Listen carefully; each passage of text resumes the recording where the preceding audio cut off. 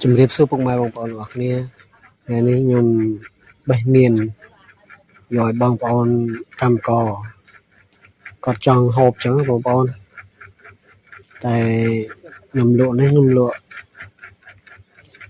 កន្លះគីឡូ5000កន្លះគីឡូ5000ចឹងមានស្រែយើងណានៅមុខផ្ទះដាំមុខផ្ទះចឹងបងប្អូនមាននេះ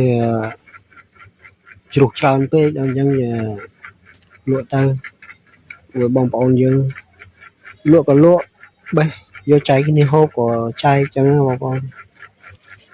អត់បានទីទួចឲ្យអ៊ីគាត់ហូបទិញអីហូបថ្ងៃឡើងចឹងណាចឹងយើងជួយចែកម្លែកគ្នាខ្លះចឹងទៅហើយណាមួយមានឡើងជ្រុះពេញដើមមកហើយមានណាហូបទេបងប្អូនមានតែនាមឈ្មោះជាម្ចាស់ផ្ទះបងប្អូនតែអត់ចាស់ផ្ទះតែមិនដែលបានដែលហូបអីទេបងប្អូនព្រោះតែមានខ្លួនឯងចឹងអត់សូវនេះទេខ្ញុំជឿមានទិញមានគេអីមានគេបំហូបញាប់មាត់ឡើងបងប្អូន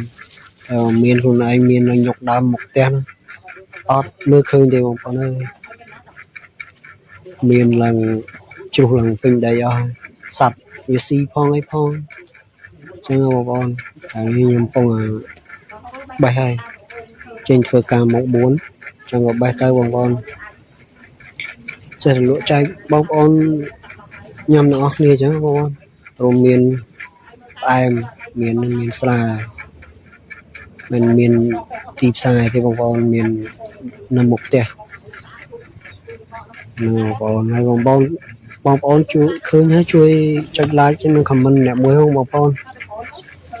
បងប្អូននេះចាំខ្ញុំមានម្នាក់1គីឡូ